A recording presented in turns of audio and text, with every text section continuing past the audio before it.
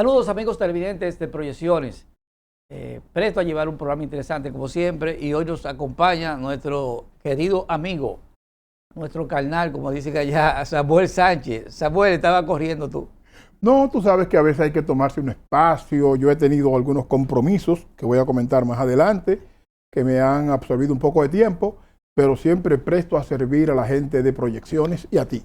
Bueno, a darle las gracias a los amigos televidentes porque toman una hora de su tiempo, de su preciado tiempo para sentarse frente a sus televisores y escucharlo a nosotros, hacer nuestro análisis, siempre interesado en que ellos pues saquen sus conclusiones y les sirva de provecho. Hoy tenemos un programa sumamente interesante, como siempre, y miren, a entrar en materia, la semana pasada nosotros tratamos un tema que se mantiene en la palestra, un tema interesante, y es la propuesta que hizo el senador del Distrito Nacional, Omar Fernández, sobre el sometimiento de una resolución al Congreso para que el gobierno haga efectiva una ley que no se aplica desde el 2017, que va en beneficio de los trabajadores, aquellos que de una manera u otra mantienen la economía activa y viva. Sin trabajadores no hay productividad, no hay producción.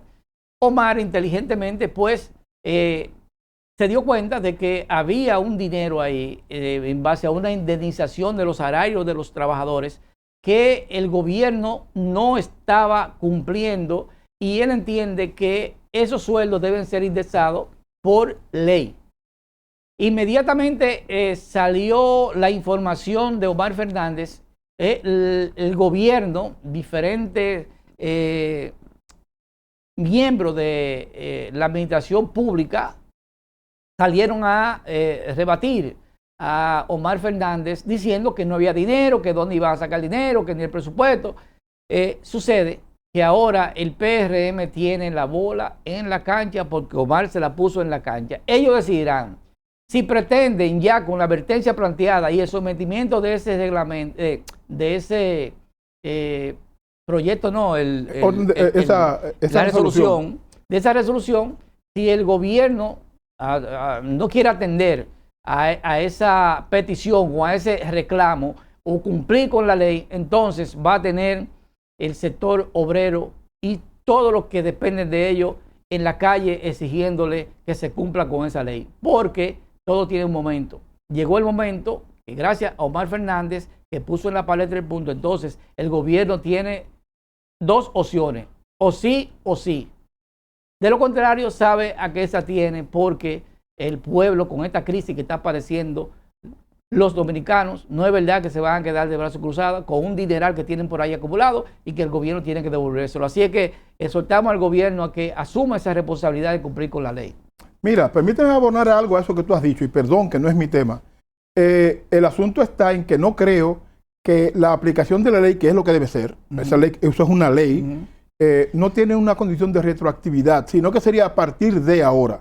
De todas maneras, es plausible el comentario que ha hecho el senador de la capital, pero es una obligación del Estado, no importa el partido que sea, cumplir con la ley de la retroactividad, de replantearse el límite de impuestos de los salarios, porque eso beneficiaría a una franja importante de la sociedad dominicana que hoy está pagando impuestos por unos salarios que por ley ya no debería pagar. Así es. Así que felicito tu comentario, me parece muy oportuno y ojalá el gobierno le haga caso a eso. Morrobel, y llegando a territorio norteamericano, hay dos temas que tienen que ver con impuestos y que tienen que ver con reembolsos. Uno, con el estado de New York. Esto es para la gente que vive en New York. El estado, la gobernadora se comprometió en enviar unos $200 por familia a los contribuyentes de New York. Hay mucha gente que a esta fecha, 17 de noviembre, no ha recibido los cheques. Van a ser durante todo el mes de noviembre. Por lo tanto, esperamos que quien no ha recibido los cheques en lo que resta del mes de noviembre lo hagan. Importante, usted debió llenar impuestos el 2024. La gente que no llenó impuestos en esa fecha, entonces no va a recibir los 200. 200 es el tope, pueden ser menos. 200 es el tope. pueden ser menos. Esto está sujeto al ingreso, a la composición familiar, etc. Por lo tanto, usted va a recibir hasta 200, no todo el mundo recibirá 200. Respecto a los $2,000 que Donald Trump anunció en los medios, todavía eso no está definido. Por favor, no se dejen tomar el pelo. Si alguien le contacta diciendo que le va a aplicar por esos $2,000, diga que no, eso es una estafa. Todavía el gobierno federal no ha definido ningún criterio, por ejemplo, cuál es el límite de ingresos, si es por familia o es por persona, si es por hijos, o no ha definido el criterio. Por lo tanto, no hay nada concreto respecto a esos $2,000 que se supone que vendrían de lo que se ha colectado de aranceles a nivel federal. Repito, eso no es oficial todavía, eso no tiene un método todavía. Cuando eso se dé, acá en Proyecciones le daremos los detalles, pie juntilla, para que usted no se deje tomar el pelo. Así que muy pendientes. Y finalmente, señores, hay una asociación de chiringueros, un grupo de municipios del paraje de Chiringo en San Francisco de Macorís, en Villarribas, que viene haciendo una labor que este programa felicita. Estos hermanos de Chiringo tienen al aire este medio de comunicación. Usted lo puede encontrar en chiringosusa.com. Ahí usted va a encontrar mucha información respecto a lo que ellos hacen y cómo la gente de San Francisco de Macorís puede ayudar a que ellos, hermanos desprendidos, puedan continuar con su labor social en ese paraje pequeñito pero grandioso de Villarriba, San Francisco de Macorís. Señor director. Bueno, nos vamos a una pausa y regresamos en breve con nuestro invitado.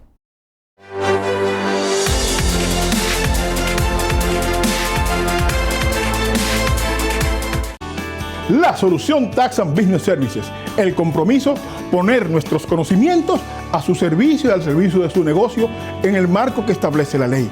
Le trabajamos sus taxes personales, sus taxes de negocios, sus taxes de partnership, sales tax, payroll y mucho más. Teléfono 212-544-0266, 347-595-3415. Trabajamos para su libertad financiera, verdaderos profesionales.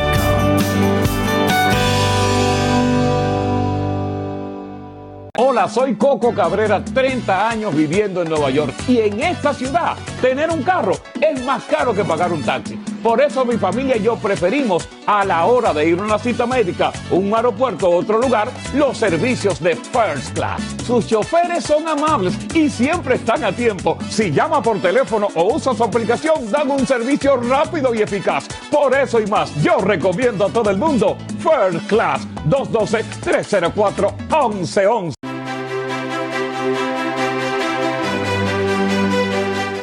Gracias, amigos televidentes, por continuar con nosotros. Pues es el momento de anunciar a nuestro invitado. Él es Gedeón Santos, miembro de la dirección política de la Fuerza del Pueblo. Y Samuel nos va a decir sus referentes. Mira, del invitado de hoy, tenemos información que se ha desempeñado como subsecretario de Relaciones Exteriores en el Ministerio de Asuntos Exteriores de República Dominicana. Encargado de asuntos económicos y asuntos administrativos. Fue miembro del Parlacén como diputado en esa instancia regional de Centroamérica. Se ha desempeñado como, repito, diputado del Parlacén, pero además fue presidente del Consejo Directivo de Indotel y se desempeñó como embajador en Naciones Unidas, en la Organización de Estados Americanos, en la OEA.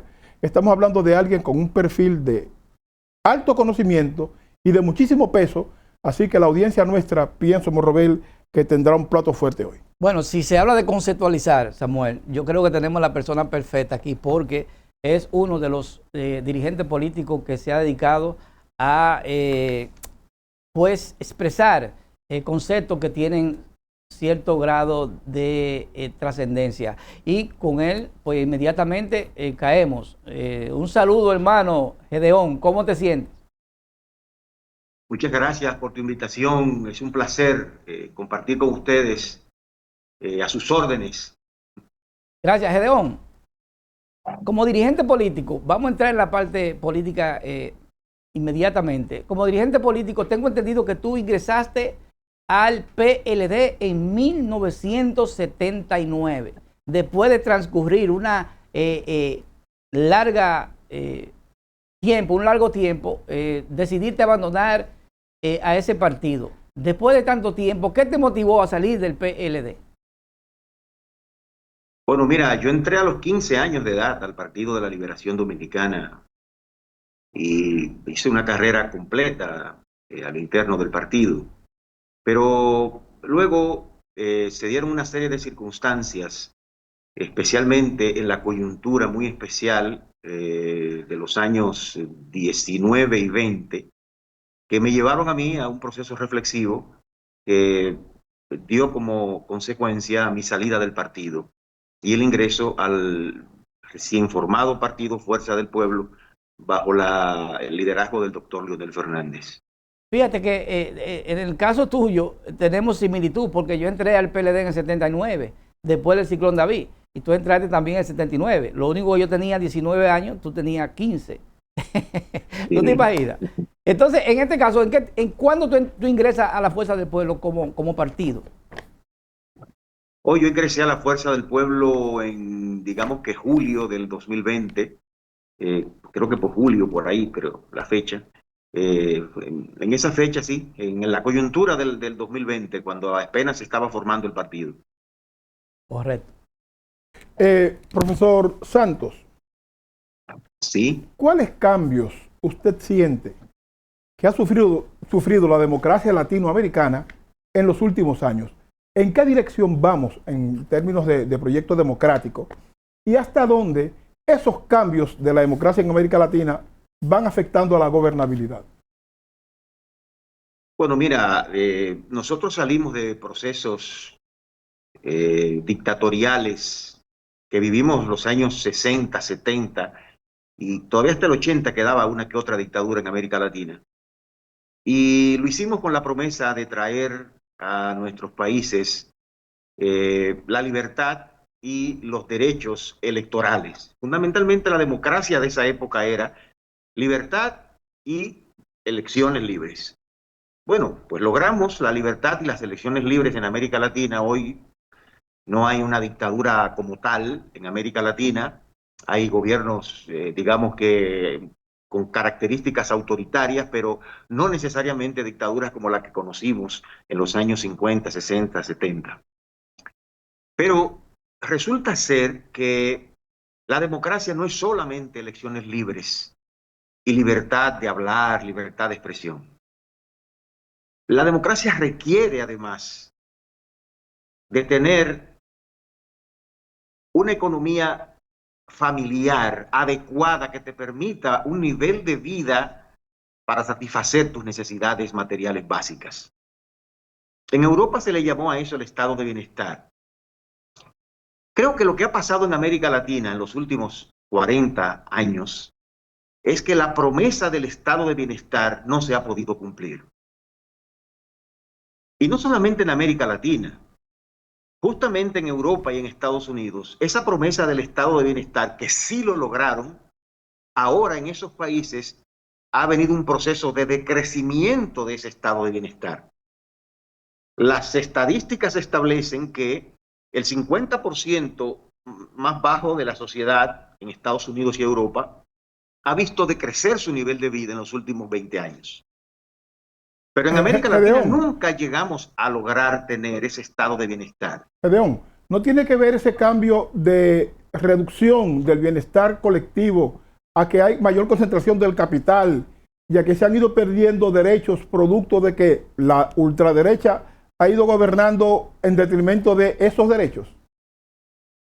Sí, bueno, la concentración del capital y la desigualdad es uno de los elementos que pueden explicar la falta de ese estado de bienestar, pero en el caso de América Latina en particular, se debe a que nunca logramos salir del subdesarrollo y lograr convertirnos en sociedades desarrolladas de altos niveles de ingreso y con economías tecnológicas de alto valor agregado. La falla principal de América Latina, no importa que sean gobiernos de izquierda o de derecha, ha sido que hemos sido incapaces de pasar a una economía de alta tecnología. Es decir, ¿por qué producir cacao en bruto si podemos producir chocolate o producir oro en bruto si podemos producir joyas? Ya don Juan en los años 70 hablaba del tema de convertir el oro en joyas, etcétera. Pongo estos dos ejemplos simples porque seguimos patinando en el mismo problema. América Latina sigue dependiendo de productos de exportación basados en recursos naturales y mano de obra barata. Con recursos naturales y mano de obra barata no vamos nosotros a salir del subdesarrollo. Recientemente he estado estudiando un concepto que se llama la trampa de los ingresos medios. Y lo hago porque nuestro país va a llegar este año a los $12,000 de ingreso per cápita.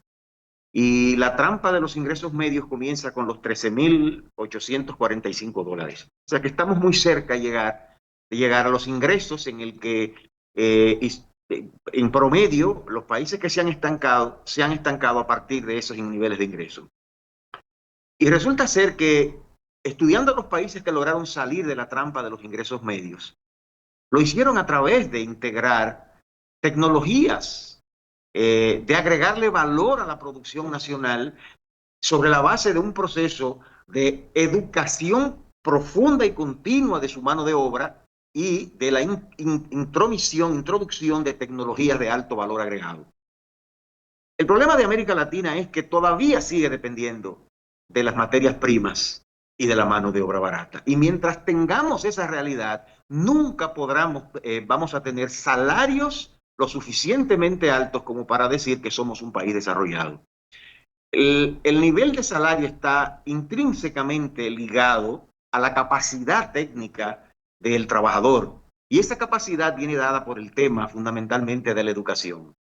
Claro, la educación no es suficiente. También hay que dotar a la empresa del equipamiento y la capacitación en gerencial y empresarial para emprender proyectos realmente tecnológicos que generen valor agregado y altos niveles de salario. Ese ha sido en esencia el problema de América Latina. Y ahí hemos fallado todos. Falló la izquierda y ha fallado la derecha. Por eso no hay un solo país en América Latina que hoy se pueda decir que es un país del primer mundo. ¿Y tú no Los crees? únicos que lo lograron fueron los tigres asiáticos y los dragones asiáticos. Y ahora, en el caso de China, es un caso especial. ¿Y tú no El crees? tema está en que independientemente de los niveles de redistribución de riqueza que han sido pésimos, quizás no, la región más desigual del mundo, incluso más que África, es América Latina. Pero a pesar de que ese es un problema serio que tenemos que enfrentar, el mayor problema que tenemos fundamentalmente es la baja productividad y el bajo nivel tecnológico de nuestro desarrollo económico. Gedeón, ¿y tú no crees que es un comportamiento de los países subdesarrollados, básicamente de la América Latina, pero el concepto del inmediatismo? Esos países que se han desarrollado, Finlandia, Suecia y Dinamarca, ellos se han proyectado a 20, 25, 30 años, igual que China. Pero los países latinoamericanos asumimos posiciones que abandonamos a los 5 años. Por ejemplo, cuando pasa un gobierno, no le dan continuidad. En el caso de la educación, peor. En el caso de la salud, peor. Los aspectos medulares, los que son transversales a lo que es el desarrollo, allí han sido abandonados. Y el deterioro ha sido tan grande que hoy nos vemos sumergidos en una situación difícil. ¿Qué tú entiendes que deben hacer los gobiernos para poder, además del concepto que tú has emitido, para poder visualizar posibilidades de desarrollo? Bueno, mira, lo que hemos aprendido en la historia económica mundial es que el primer elemento para tú lograr el desarrollo es crecer económicamente. Ok, el crecimiento no necesariamente genera desarrollo, pero no puede haber desarrollo sin crecimiento. Los países que han logrado el desarrollo han tenido 100 años de crecimiento de un promedio de un 4 o 5%. Nosotros felizmente en América Latina hemos sido el país que más ha crecido en los últimos 30 años. Ese es el primer elemento básico, crecer económicamente. Por supuesto, junto con el crecimiento económico se requiere de un proceso educativo amplio invertir en educación lo más que se pueda para que nuestra mano de obra esté lo suficientemente calificada para poder manejar las tecnologías, especialmente en el siglo XXI. Luego, un proceso de ahorro interno. ¿Por qué? Bueno, porque los países que no ahorran tienen que endeudarse. La clave del crecimiento está en la inversión. Mientras más tú inviertes, más creces. Ahora bien, para tú invertir, tienes que hacerlo con dinero. ¿Y de dónde viene ese dinero? Bueno, tú tienes varias fuentes. Lo primero es el ahorro. Si tú tienes ahorro, tú puedes invertir de una manera sana. Ahora, si tú no tienes ahorro, tienes que endeudarte o vivir de la ayuda internacional. Eh, entonces, si tenemos crecimiento, ahorro interno y tenemos un proceso educativo amplio, tenemos las claves fundamentales, los tres pilares fundamentales del desarrollo. El problema ha sido que nosotros como países eh, hemos tenido, en el caso de la República Dominicana, un alto crecimiento, pero ha sido un crecimiento cuantitativo, no un crecimiento cualitativo. Es decir, nuestra economía ha crecido, bueno, ha crecido tanto que nosotros teníamos un Producto Interno Bruto en 1996, cuando el PLD, el doctor Leonel Fernández llegó al poder por primera vez, de 18.000 millones de dólares. El PIB de hoy ronda los 130.000 millones de dólares. Ya somos la séptima economía de América Latina. Nosotros en los años 60 éramos la economía número 21, ahora somos la economía número 7 de América Latina. Ya superamos incluso a Ecuador hace 2 años. Esto quiere decir que nosotros como economía no lo hemos hecho mal. Lo que nos ha faltado a nosotros es eh, lograr que ese crecimiento tenga la calidad para lograr altos niveles de salarios. Es decir, nosotros hemos logrado sacar de la pobreza en el país. Bueno, cuando en el 96 la pobreza era de 52%. Hoy la pobreza ronda los 18% de la población, lo que quiere decir que también hemos sacado muchas personas de la pobreza. El tema ha estado en los niveles de salario, que son muy bajos. Nosotros tenemos un salario promedio mínimo de unos cerca de $300, cuando países como Uruguay o Chile tienen salarios mínimos de 600 y $800. A eso es lo que yo le llamo la cualificación del desarrollo, la cualificación de la economía. Porque mientras nosotros no logremos esos niveles de cualificación, nuestras poblaciones seguirán teniendo ingresos bajos. Y esos ingresos bajos van a mantener la economía y el país con niveles de demanda bajos. Y eso afecta al ciclo completo de la economía, porque ciudadanos con ingresos bajos demandan menos productos. Y el ciclo de la economía, entonces, no tiene el dinamismo que debería Pero tener. Gedeón, ¿cómo los gobiernos, no va a ser presidente ni de este, los gobiernos, asumiendo posturas como la que están asumiendo en función de sacrificar a los trabajadores o no darle los beneficios que se merecen establecidos en la ley? ¿Cómo haciendo y dándole exenciones al sector hotelero que no paga ninguno de los impuestos?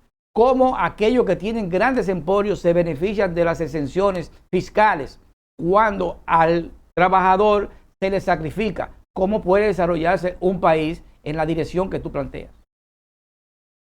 Sí, bueno, yo creo que el actual gobierno del PRM ha cometido muchos errores en este tipo de planteamientos del desarrollo. Creo que cuando llegaron al gobierno, sin experiencia, quizás sin un plan maestro clave para gobernar, eh, pensaron una cosa y les ha salido otra. Hoy lo que vemos es un deterioro amplio en 4 áreas que a mí en particular me duelen mucho. Número uno, el PRM dejó caer el crecimiento económico. Eso es fatal. O sea, si no hay crecimiento económico, no hay un derrame en el resto de la economía de ese crecimiento que se exprese en las pequeñas, medianas empresas, en las familias, etcétera. Y hasta en el vendutero de la calle, que también cuando crece la economía se beneficia. El crecimiento promedio de nosotros durante los últimos 30 años es de 5.5% aproximadamente. En los últimos 10 años estábamos creciendo un 6% en promedio. Este año solo vamos a crecer al 2,3%. Y parece que en promedio, en los gobiernos del PRM, eh, veremos cómo se comporta la economía en los próximos 3 años, pero las proyecciones que se tienen es que en los 8 años del PRM vamos a crecer cerca de un 3% nada más. Es decir, vamos a crecer la mitad del crecimiento que teníamos en los años anteriores. Esto es muy grave porque lo que quiere decir es que los niveles de inversión, tanto público como privadas, han sido muy bajos y que la meta de crecer no ha estado en la mente de los planificadores del PRM. El segundo tema es la educación. No es posible que un proceso educativo que se dejó aquí en el 19-20, en proceso de cambio estructural, se dejara a un lado. O sea, eh, el gobierno del PRM encontró aquí una inversión en educación del 4%, ¿verdad? Y aunque se ha criticado esta inversión, yo pienso que ha dado resultados porque ha logrado enfrentar los problemas básicos, elementales, yo le llamo problemas tercermundistas de la educación, como fueron la sobrepoblación escolar. Antes teníamos 60 niños por aula, luego cuando se construyeron la cantidad de aulas de los gobiernos pasados, esa cantidad bajó a la mitad. Luego venía el tema de la deserción escolar, los niños desertaban porque sus madres lo necesitaban en la casa para limpiar zapatos o para llevar ingreso a la casa. Luego estaba la repitencia, los niños repetían permanentemente, y luego entonces eso contribuía también con la deserción. Luego estaba el salario de los maestros, el horario escolar, apenas se daban 3 horas de clase en promedio, cuando en el promedio mundial son 6,7, 7 horas de clase y hasta 8 en algunos países. Todos estos problemas con la tanda extendida se enfrentaron y disminuyó la repitencia, disminuyó la sobrepoblación escolar, disminuyó la deserción escolar y aumentaron los horarios de clases. Los salarios de los maestros se llevaron de unos 7,000 pesos. Hoy un maestro gana aquí cerca de $1,000, cerca de 60,000 pesos. Lo que quiere decir que el proceso básico de la educación se enfrentó. El reto cuando llegó el PRM era la calidad. ¿Cómo lograr esa inversión, convertirla en una calidad educativa que nos permitiera pasar los exámenes PISA, que nos permitiera tener alumnos educados como ciudadanos de primer nivel para la producción, etcétera? Sin embargo, lo que hemos visto es que el PRM no ha tenido suerte, o sea, ha tenido varios ministros de educación que no han dado pie con bola con absolutamente nada.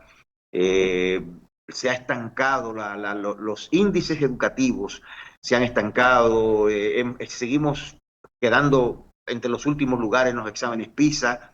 Los niños cuando se evalúan en la República Dominicana se queman la mayoría en matemáticas, en física y en lenguaje, que son las tres eh, materias más importantes para el proceso educativo. Y ha sido desastroso, es decir, es hasta penoso que esto haya pasado. Yo, después que pasé por el poder, puedo comprender a los presidentes y comprender cómo lo difícil que es manejar un Estado. Pero después de 5 años ya manejando el poder, no hay ninguna excusa para que la educación en el país no haya mejorado en su calidad, que es el reto que tenemos.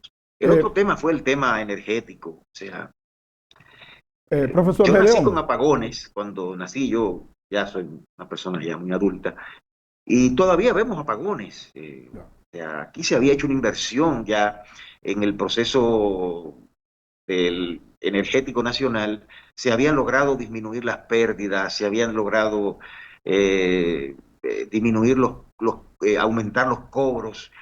Y ahora todo esto se revirtió. Se ha demostrado una falta de visión y de inversión a mediano y largo plazo en este proceso. No hay un país que logre avanzar sin energías.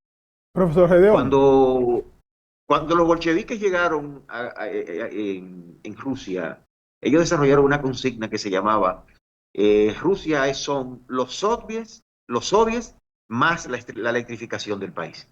Hoy China, vemos el proceso, es el país que más invierte en todo tipo de energías. En el siglo XXI, la energía va a ser muy importante porque todas las tecnologías del siglo XXI, desde la computación cuántica, los grandes centros de Big Data, son altos consumidores de energía. Y no podremos desarrollar un proceso tecnológico en el país si no tenemos energía. Por lo tanto, ahora más que nunca se necesita un desarrollo energético amplio para poder insertarnos en esa economía competitiva del siglo XXI. Gedeón. Y lo que se ve es un deterioro completo, amplio en el proceso energético. Se han hecho inversiones, eso hay que reconocerlo, hay 2 plantas que se están construyendo en Manzanillo y se ha hecho inversiones en energía limpia, pero eso ha sido un proceso lento, no ha ido conforme al crecimiento de la población como lo demandaba el proceso. Profesor. Y por último, yo creo que aquí no se han hecho inversiones en tecnologías. El presidente Leonel Fernández, desde su primer gobierno, creó el parque cibernético, que era un ecosistema tecnológico que iba a atraer inversión extranjera en términos de tecnologías. Y era un ecosistema porque no era solamente el tema industrial, sino también con el ITLA se le puso al lado la capacitación de los trabajadores que iban a trabajar en ese proceso productivo de mayor valor agregado. Eso se tiró por la borda luego y hoy por hoy nuestros trabajadores siguen teniendo dificultades para poder comprender las nuevas tecnologías y insertarse en ese proceso.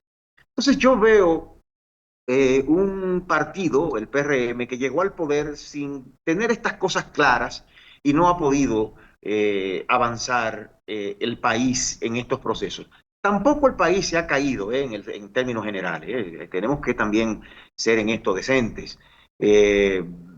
Todavía aún así, la economía dominicana con un 3% es una de las economías que más va a crecer en toda la región, porque el problema de América Latina fue que el crecimiento promedio de América Latina y el Caribe en los últimos 20 años ha sido del 1,4%, es decir, nosotros cuadruplicábamos el crecimiento de América Latina. Pero eso no es una consolación. Nosotros debimos seguir creciendo a un ritmo por encima del 5%, porque todos los estudios establecen que el crecimiento potencial de nuestra economía es el 5%. Y nosotros veníamos superando ese crecimiento potencial en los últimos 20 años. Ya. Es decir, hemos dejado caer el proceso de desarrollo nacional. Nosotros éramos uno de los pocos países que teníamos posibilidades de lograr convertirnos en un país desarrollado en los próximos 30 años. Bueno. De seguir ese ritmo de crecimiento del 6% que veníamos trayendo. Pero, por supuesto, el PRM lo ha dejado caer y por eso hay que cambiarlo. Eso no puede seguir así. Mira, yo sobre el tema educativo tengo algunas diferencias respecto al tema, pero me parece que no es prudente tocarlo ahora para no desvirtuarme del siguiente tema, el tema económico. Usted señala, Gedeón, que una parte sustancial para el crecimiento y el desarrollo económico del país tiene que ser la educación. Comparto el criterio. Ahora bien, la economía ha estado creciendo, el sector, el capital dominicano apenas aporta un 17% promedio en la tasa impositiva de sus ingresos. El capital se ha ido concentrando de manera increíble y hasta vergonzosa en detrimento de los que ganan $300 al mes en el país. Y eso es producto de las políticas económicas que se han desarrollado desde el 90 para acá, cuando aquella reforma fiscal del gobierno de Balaguer en el 1990, que inicialmente tuvo su génesis en el gobierno de Salvador Reyes Blanco en el 84. El asunto de la falta de educación de los sectores trabajadores, que comparto el criterio, no es hasta cierto punto una especie de cobertura de lo que realmente permite que la pobreza continúe creciendo, a pesar de que la economía dominicana ha estado creciendo. Responde la respuesta para cuando regresemos de la pausa. Perfecto.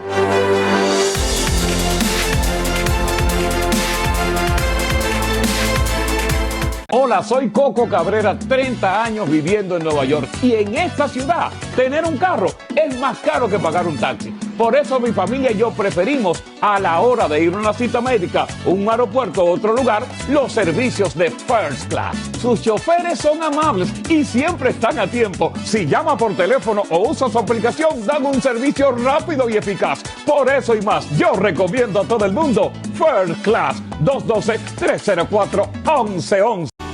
La solución Tax and Business Services. El compromiso, poner nuestros conocimientos a su servicio y al servicio de su negocio en el marco que establece la ley. Le trabajamos sus taxes personales, sus taxes de negocios, sus taxes de partnership, sales tax, payroll y mucho más. Teléfono 212-544-0266, 347-595-3415. Trabajamos para su libertad financiera, verdaderos profesionales.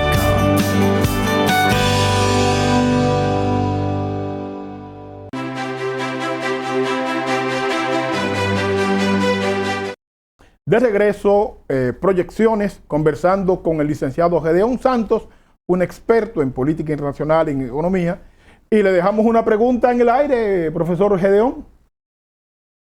Bueno, mire, yo pienso que los datos estadísticos no establecen que haya aumentado la pobreza en los últimos años. Incluso en este gobierno, en lo que va de sus 5 años, la pobreza ha seguido disminuyendo, lo único que a un ritmo mucho más lento que como lo venía haciendo. O sea, No, yo me refiero, Gedeón, yo me refiero a la distribución. El dato estadístico es que andamos por un 18% de pobreza, o sea que el presidente lo encontró en 20%. Quizás hay otros datos que hablan de 15%, pero lo que quiere decir es que no ha habido un aumento de la pobreza en sí. Lo que no ha habido es una disminución acelerada como la veníamos trayendo. La pobreza extrema, por ejemplo, que se había quedado aquí en 2,7%, sí ha subido ligeramente, anda por el 3% otra vez, pero no es tampoco una subida, digamos que tan marcada. Eso establece las estadísticas del Banco Central. Ahora bien, ¿cuál es el tema? El crecimiento de nosotros como país ha sido un crecimiento desigual. Y ahí estoy totalmente de acuerdo con usted con el tema de la desigualdad. Claro, ese ha sido igual en todos los países del mundo. Todos los procesos de crecimiento acelerados han traído mucha desigualdad y luego se va equilibrando el proceso de la desigualdad. Pero para mí la clave de la desigualdad está en el ingreso, en el salario. Hasta que nosotros no tengamos trabajadores con ingresos por encima de los $1,000 mensuales, nosotros no vamos a tener todavía la calidad de vida que nosotros le hemos prometido a los ciudadanos mexicanos. Yo estoy de acuerdo, pero escucha, Gedeón, escucha. Es que para que esos salarios lleguen a ese nivel, digamos $1,000 al mes, es necesario que al momento que la ley contemple una distribución distinta. Por ejemplo, ¿cuál es la tasa impositiva de un empresario en Estados Unidos? Es alrededor de un 33 a un 40%. ¿Cuál es la tasa impositiva de los beneficios de capital de un empresario dominicano? Es ahí que está el secreto para que el Estado pueda redistribuir adecuadamente esos salarios. Ya no solamente que el trabajador esté debidamente calificado, sino además que la ley establezca una carga impositiva distinta al capital y consecuentemente una mayor distribución al trabajador. Sí, bueno, pero mira, déjame explicarte esto. Yo creo que se le exige un peso al Estado que no tiene con respecto al desarrollo de la economía. En la República Dominicana, el Estado solo representa el 14% del Producto Interno Bruto. Nosotros somos una economía esencialmente privada. 86% de todo ese crecimiento económico que tú ves anual lo produce el sector privado, no el sector público. Por lo tanto, el impacto del sector público en el crecimiento y el desarrollo económico es relativamente pequeño. Ahora bien, lo que pasa es que como ese 16% pesa mucho porque hacia donde se dirige la inversión pública atrae a la inversión privada. Para mí, por supuesto, el Estado es un regulador y eso es parte del peso que tiene en la economía.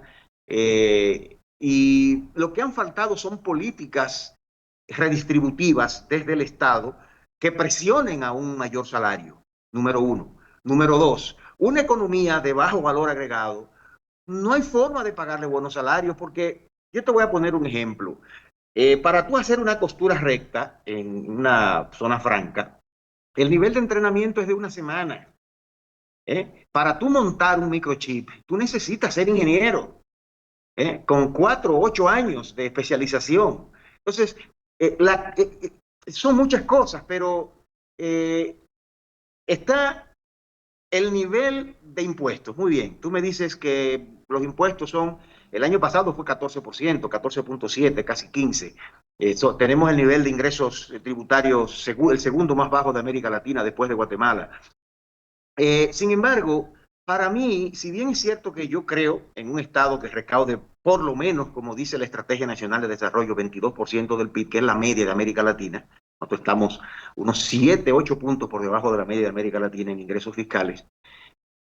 Más importante que esto es la tasa de interés, porque ese 86% de la economía, que es el sector privado, le impacta más la tasa de interés que cualquier otra cosa. Y uno de los problemas que hemos tenido en estos últimos 5 años es que la tasa de interés ha tenido que hacer alta. ¿Por qué? Bueno, para evitar el proceso inflacionario. El gobierno cayó en una trampa de inflación. Para evitar que haya inflación, lo que hace es que retira dinero de circulación a través de diferentes instrumentos del Banco Central, y eso lo que hace es que ralentiza la economía. Entonces, el gobierno no quiere ni inflación ni devaluación monetaria, y lo que hace es que estanca la economía. Sin embargo, lo que dinamiza la economía es la tasa de interés. Entonces, es una mezcla de las dos políticas, claro. Es una mezcla de una inversión pública adecuada que pueda generar dinamismo en el sector construcción público y que a su vez atraiga al sector privado, pero también una tasa de interés lo suficientemente baja que le permita a los pequeños, medianos productores, a los emprendedores, poder buscar un préstamo en el banco a bajo costo y poder pagarlo y emprender nuevas empresas y proyectos. León, Entonces, ¿cómo tú sí, valoras por en favor. la parte que tiene que ver? Porque tenemos que avanzar en la parte de la entrevista con unos aspectos que tenemos que tocar, son atinentes a la realidad que estamos viviendo hoy. ¿Cómo tú valoras el Correcto. escenario político de nuestro país? La situación de la Fuerza del Pueblo, del PLD, y el caso del PRM, partido de gobierno. ¿Cómo tú puedes identificar cuál es la realidad que se puede visualizar hacia el futuro en este momento? Bueno, mira, el PRM, digamos que fue beneficiado de una división del partido más importante que ha tenido nuestro país en el siglo XX y parte del siglo XIX, que fue el Partido de la Liberación Dominicana. Esa división le permitió al PRM llegar al poder. Sin esa división, el PRM no llegaba al poder. En las encuestas, en el 2019, eh, aparecía que el doctor Leonel Fernández podía ser presidente con más de un 53% de los votos.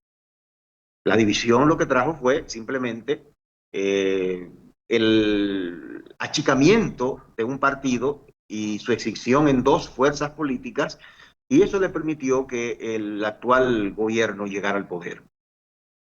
Sin embargo, ese proceso se ha ido diluyendo en el tiempo, porque el votante al final termina votando por su bolsillo.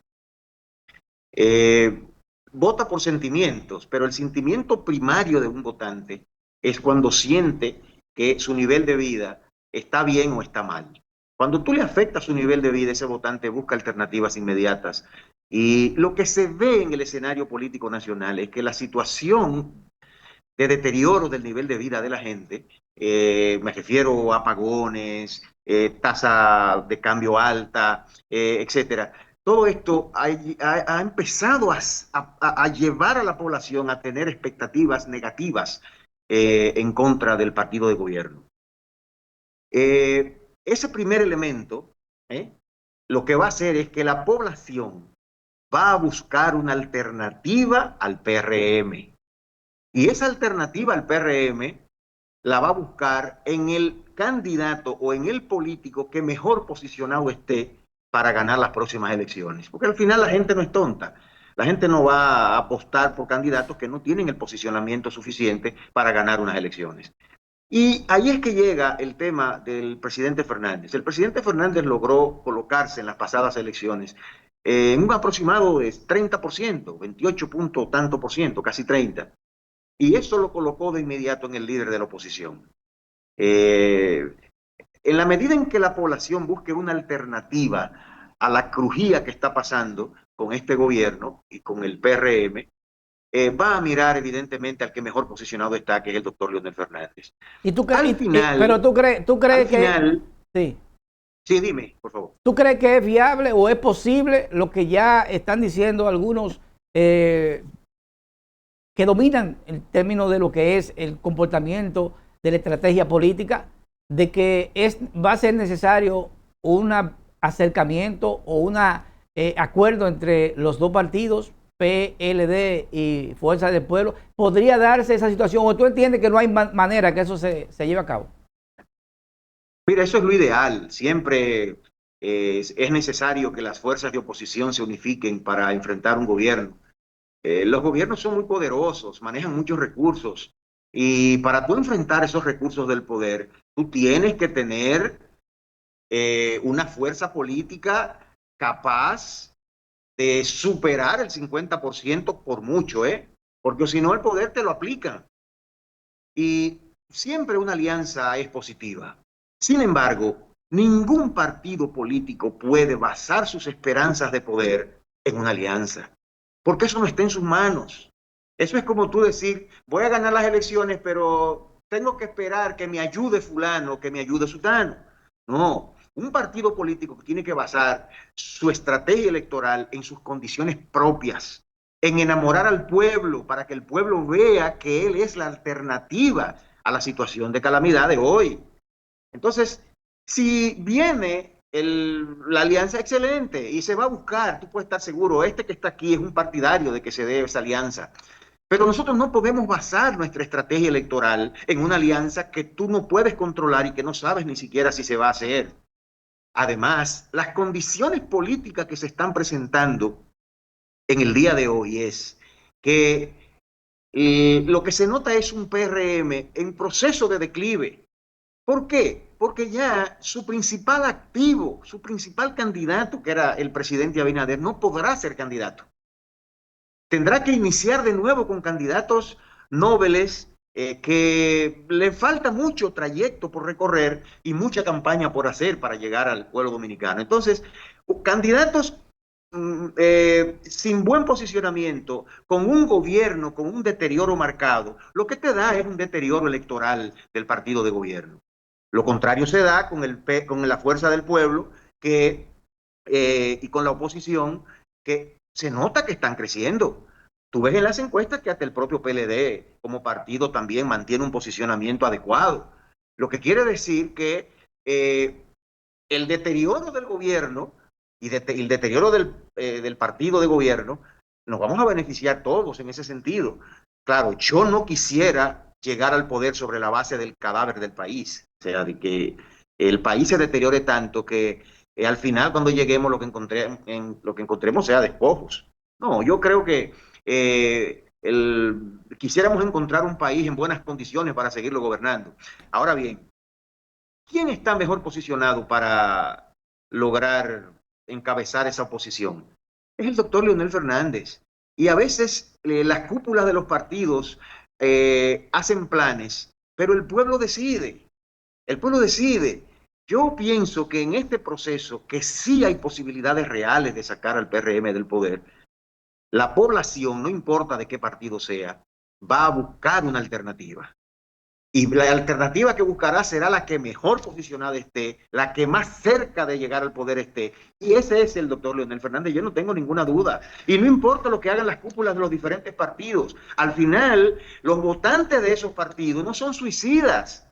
Esos votantes no van a permitir que siga el PRM en el poder golpeándolos simplemente por odios pasados, por rencillas pasadas, por lo que fuera. Esos Gedeón, votantes van a actuar en función de su barriga y de su bolsillo. Gedeón, Y no tengo ninguna duda de que esa decisión será en favor del presidente Fernández. más allá del aspecto electoral, en materia de contenido, y a partir del diagnóstico que usted ha hecho en este espacio respecto a las malas políticas en diversas áreas del PRM, más allá del electoral y más allá del candidato, el posible candidato de Fuerza del Pueblo, que está relativamente definido, ¿qué se plantea Fuerza del Pueblo para darle respuesta seria al diagnóstico que usted hace? Más allá de lo electoral y de lo que la gente quiere oír, tocando el fondo del problema, partiendo de que el 2028 no es el 2012 cuando el presidente Fernández dejó el poder. Bueno, la Fuerza del Pueblo todavía no se ha abocado a un proceso de la elaboración de un programa de gobierno. Lo que tenemos son los programas de gobierno del 20 y del 24. Por lo que no puedo decirle exactamente cuáles serían las propuestas nuevas para enfrentar la situación en la que vamos a encontrar el poder. Eso ya vendrá, ese proceso, más adelante. Pero sí puedo decirle que por la experiencia que he tenido y estudiando bien la sociedad dominicana y su liderazgo, te puedo decir que el presidente Fernández es la persona quizás perfecta, no ni siquiera adecuada, perfecta para enfrentar la situación que vamos a heredar. Porque vamos a heredar un país con una desaceleración del crecimiento profundo. Vamos a heredar un país con grandes déficits en educación, salud, en el sector energético, ni decirlo, y por supuesto con inseguridad ciudadana, etcétera. Pero eso no es todo. El entorno internacional no es cosa de niños. El ascenso de Donald Trump al poder ha estremecido al mundo, ha cambiado la configuración mundial porque ha tirado por la borda las reglas que nos habíamos dado, desde las reglas de comercio hasta las reglas financieras mundiales. El presidente Donald Trump ha hecho que cambien todas esas reglas. La emergencia de China ha cambiado también el panorama mundial con respecto a los equilibrios mundiales. O sea, estamos enfrentándonos a un nuevo mundo multipolar en el que ya no hay una sola fuerza hegemónica mundial, sino que ahora tiene que compartirse con otras superpotencias que también tienen poder suficiente para operar en el escenario mundial.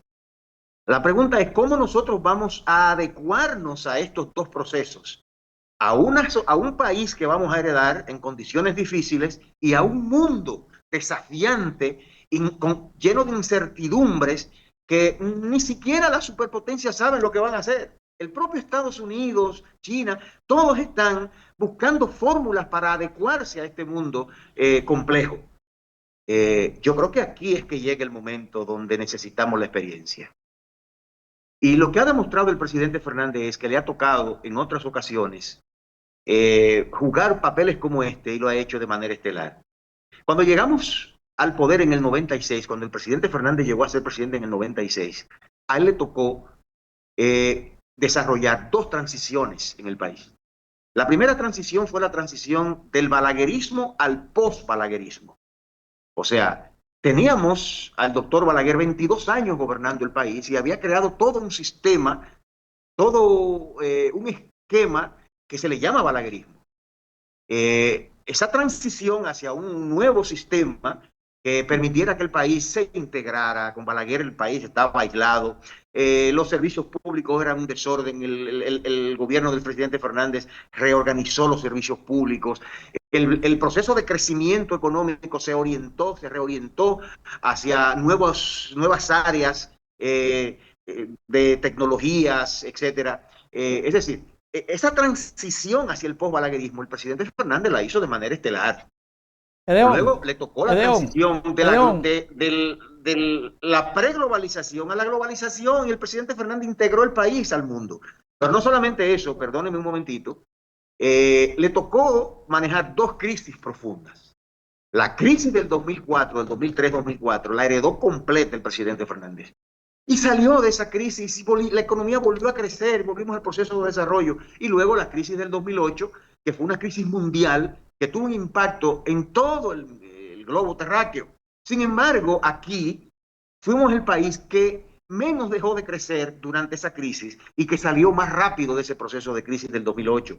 gracias a la visión y a la destreza de un hombre con experiencia, con un estadista probado, que no tiene que ir a aprender al gobierno, que no va a ir a dar tumbos ni a el tiempo se lo que hay que hacer. El tiempo se nos terminó, Gedeón.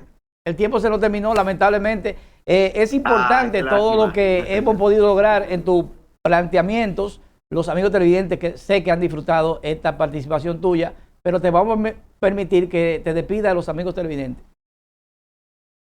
Este es un momento crucial del mundo y del país, donde hay desafíos complejos, difíciles, que van a requerir de la pericia, de la experiencia, de la capacidad de políticos formados, que estén en contacto con la tecnología, con el mundo moderno, con el siglo XXI. Y yo creo que quien define mejor esto que acabo de decir es el presidente Leonel Fernández, es el líder del siglo XXI perfecto, que conoce los problemas, que tiene experiencia y que además conoce el siglo XXI y sus desafíos. Bueno, nadie mejor que él para enfrentar estos graves problemas que tenemos que enfrentar luego que termine el PRM y que salgamos de este gobierno. Muchísimas gracias, Gedeón. Esperamos tenerte por aquí en otra ocasión. Muy pronto. Muy atinada tu participación. Y amigos televidentes, nos vemos la próxima semana en otras proyecciones. Hasta luego.